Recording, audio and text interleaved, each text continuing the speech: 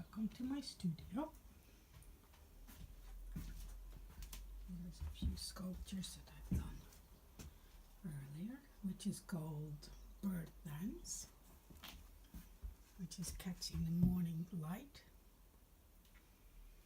And this is Johnny. Project from the project Into the Light.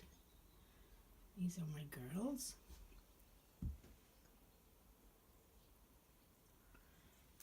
And these are dolls that I've made over the years. This is my very first one at the age 10. Here's one kind of the 90s, another one from the 90s. Tiny little sculpture. Here are little pop-up puppets. This is Jimmy.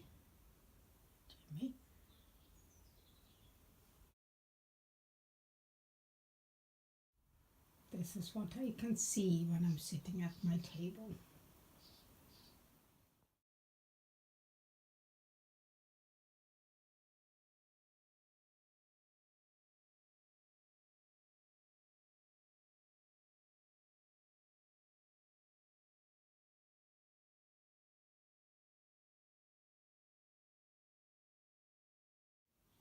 For today, we start with making the base of the head. For that, you need your stick, your cotton, your tools, and your clay, and some cling film. You start by holding the cloth halfway down the stick, and then you wrap it a few times around the top, just to get a hold. And then it's easier to do this when the fabric can be on the floor. So you twist your stick 90 degrees and you fold it over. Twist your stick, fold it over. So you get these lines like that. So you keep going, you have the whole cloth used. And try to get a nice shape, like a lot of people go like this, and you get a very long flat head. You don't want that, you want a little bit. When there is a knot, I put it on the top and blend it in by pulling the cloth really tight.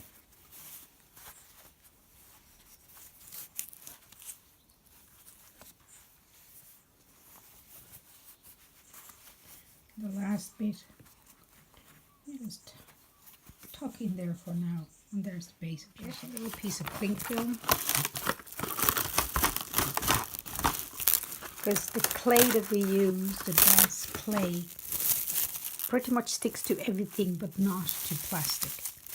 So cling film is a good medium that the clay is not going to get stuck to your fabric.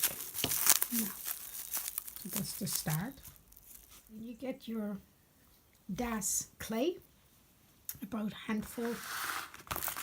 Close your pack because you don't want that to dry out.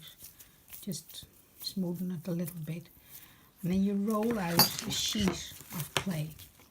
I use a little roller, but you can use a bottle, you can use a rolling pin from the kitchen, or plastic tubing. It doesn't matter as long as you can roll out your clay.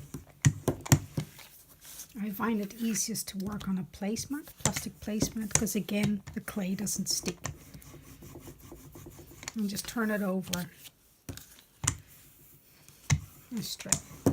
Now then you get your head, which is covered in a cling film. You fold it around the head, stretch it to the side and squeeze the ends together.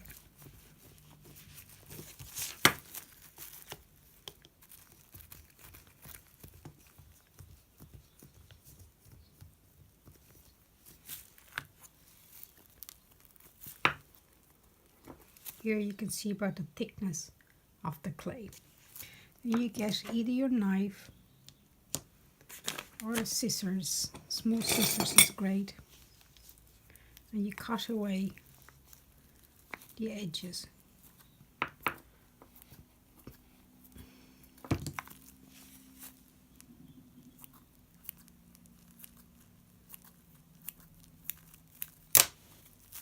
And it's best if you put your clay back into your bag, because otherwise it will dry out. Now you're left with this gap. Just stretch it over each other, get your little thing of water and smoothen it into each other.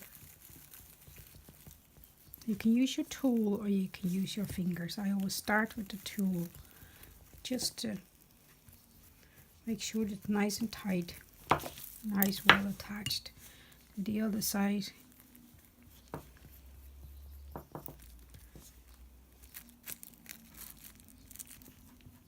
You will see the edge when it is dry, but as we will be building up layers of clay to actually build the actual face, don't worry about that too much. What is important though is that it is well sealed. So you can just slightly dampen your fingers with your water and smoothen it in. You can also just slightly dampen the palm of your hand and go around and make it nice and smooth.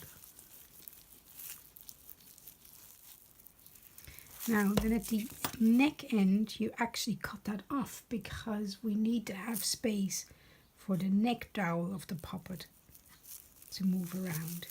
So you cut that off.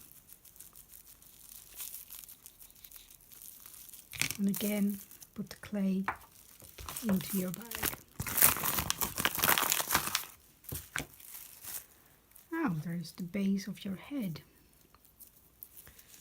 A good starting point, and then we'll have a look and to see what might be the front. I think, to me, this is the front. So you draw a little line very gently, kind of across. And if it's a puppet for like what's going to be a child, the eyes are quite low. If it is a puppet, more an adult puppet, they go on the line. And there is about an eye width space between the two eyes. So you press it in, and what is important is that they're facing forward, not sideways. So you don't want them to go like that because the eyes will look in different directions.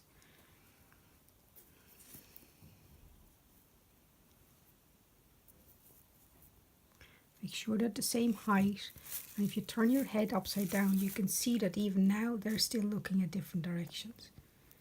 So press them in.